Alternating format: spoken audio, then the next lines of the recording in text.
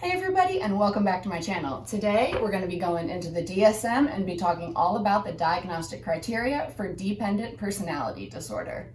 If you're new to my channel, welcome. I'm so happy to have you here. My name is Devin and I make videos all about mental health and chronic illness. If you've seen the last few videos where I was explaining different mental illnesses, then you know how this goes. I'm going to be reading directly from the DSM, which is the Diagnostic and Statistical Manual of Mental Disorders. This is the book that most mental health professionals in the United States use to diagnose all of their patients. So I'm going to be reading directly from this book and then kind of explaining as we go along.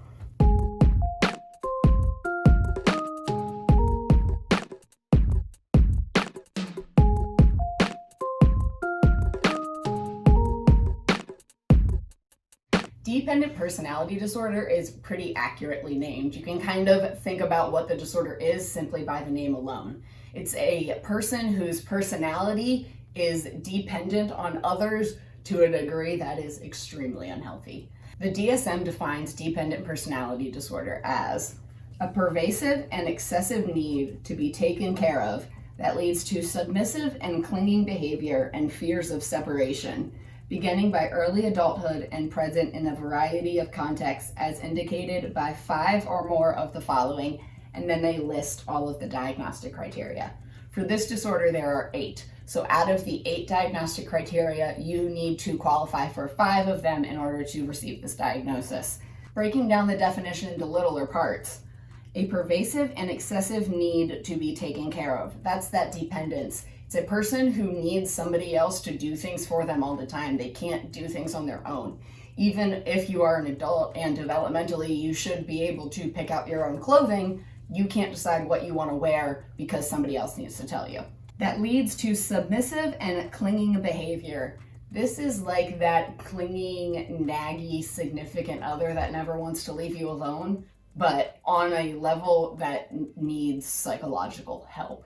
This is somebody who cannot let go, who is always clinging, who always wants that person around, who just can't be alone because they depend on other people. Beginning by early adulthood and present in a variety of contexts. This means that this pattern of behaviors has to have been established by the time that a person is in their late adolescent, early adult years. This is not something that develops way on later in life. You can get diagnosed later in life, but personality disorders in general develop when your personality is developing, and that's really in those childhood and adolescent years. So by the time you reach adulthood, those patterns of behavior are kind of cemented in your brain and you just continue doing them. And this has to happen in all types of contexts. It can't just be at home or at work or at school. It has to be in a person's whole life, not just in one specific scenario. The first diagnostic criteria for DPD is has difficulty making everyday decisions without an excessive amount of advice and reassurance from others. This is a person who simply cannot make decisions without asking everybody around them, or at least the important people to them, what they think. They can't get dressed in the morning without asking others' opinions. They can't decide what they want to eat at a restaurant without asking everybody around them and having everybody around them say, yes, you're making the right decision. Even simple, minute, where do you want to go to dinner? Those types of decisions they cannot make without asking multiple people, or at least the most important people to them. In addition to those people have to validate what they're saying. If they get any sort of criticism, it's just like, oh, never mind. The second diagnostic criteria is needs others to assume responsibility for most major areas of his or her life.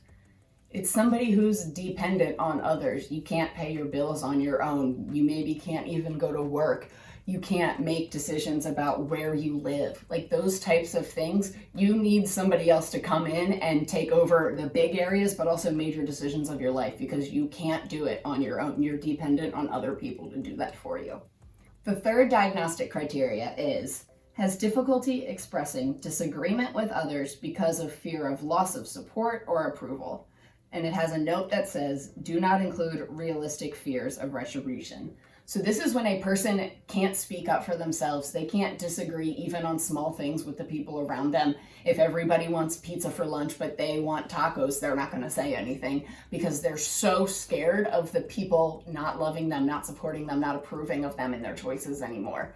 So they don't speak up for themselves and they don't disagree with others. They don't stand up for their own ideas because they're more scared of losing that social support and approval than they are standing up for themselves and their ideas. But this doesn't include situations where the person has a genuine reason to be afraid that that disagreement will cause them to not be supported or not be approved of anymore.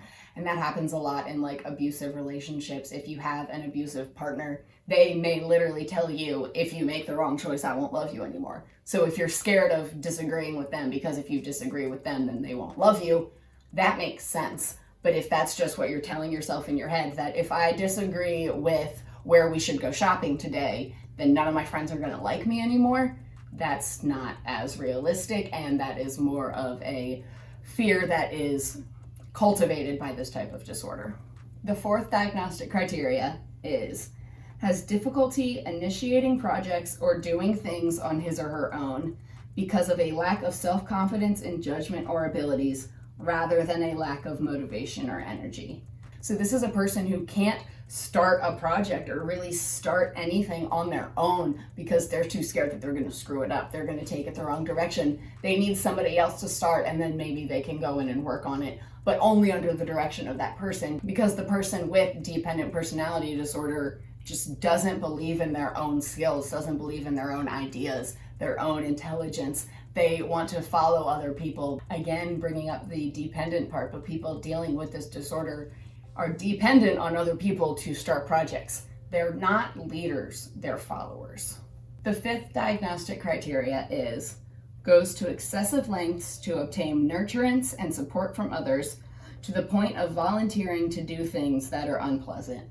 This is a people-pleasing person, and they will do whatever they have to make sure that you like them. You need them to go walk your dog 5 times a day? Sure, done. You need them to take you to a doctor's appointment? Fine. You need to go to the airport? Fine. They'll do whatever, even if they really don't want to, because they're scared that if they don't, they're going to let you down and that you're not going to love or support them anymore. So they're constantly people-pleasing, going out of their way to kind of make sure that everybody in their life likes them at all times, and they will do things that they don't want to do, things that they are genuinely really like not wanting to do, and they'll do them anyways because that love and support is more important to them than whatever unpleasant thing that they have to do is. The sixth diagnostic criteria feels uncomfortable or helpless when alone because of exaggerated fears of being unable to care for himself or herself. So this is not a fear of being alone because I'll be sad and I'll be lonely. This is a fear of being alone because I don't know how to take care of myself without somebody else there. It's a person who will worry about, how do I feed myself? What if I don't have the right food in my house? What if I don't know how to cook it? What if I choose the wrong thing to eat? What if I don't like it? You go through all of these fears in your head, and then all of a sudden you're convinced that you can't feed yourself, and you physically need another person in the house to cook food for you and give it to you, or else you're not going to eat. It's somebody who can't decide what to wear in the morning because they don't have somebody else around them telling them what to wear. It's not a person who's scared of being alone for emotional reasons. It's a person who's scared of being alone because they don't think they can take care of themselves without somebody else helping them. The seventh diagnostic criteria urgently seeks another relationship as a source of care and support when a close relationship ends.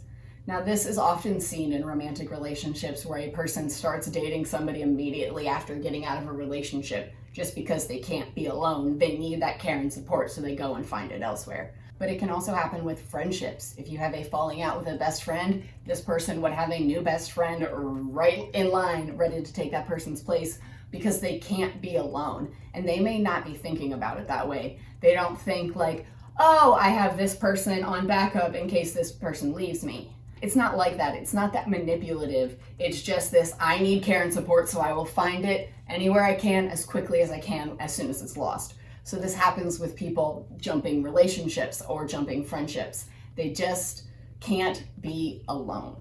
The last diagnostic criteria for DPD is unrealistically preoccupied with fears of being left to take care of himself or herself.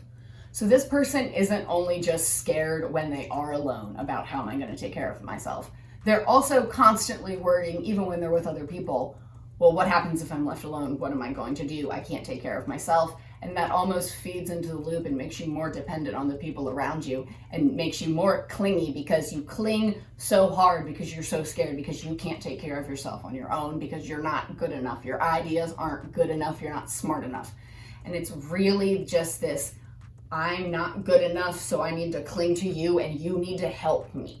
So those are all 8 of the diagnostic criteria for dependent personality disorder. Again, you need to qualify for at least 5 of those 8 to be diagnosed with this disorder. And that is how a person gets diagnosed according to the DSM with dependent personality disorder.